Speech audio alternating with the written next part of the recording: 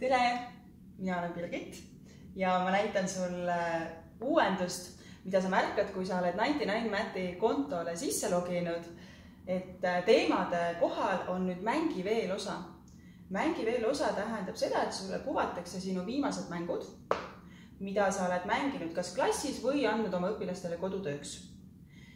Minul on siin üks live-mäng, mis on antud teemale korrutamine, siin ilusti näha, ja tase 1–12 ja siis on ka klassivõimekus. Samamoodi on kodutöömängudel näha klassivõimekus. Nüüd, kui mina õpetajana tunnen, et see võimekus ei ole olnud piisav või on olnud küll väga suurepärane, aga ma siiski soovin, et õpilased veel oma tulemusi parandavad, siis on mul lihtne juba seadistatud mängu anda õpilastele uuesti mängida. Ja selleks vajutan lihtsalt nuppu live mäng ja õpilastele ilmub täpselt sama vaade, mis oli esimese mängu puhul.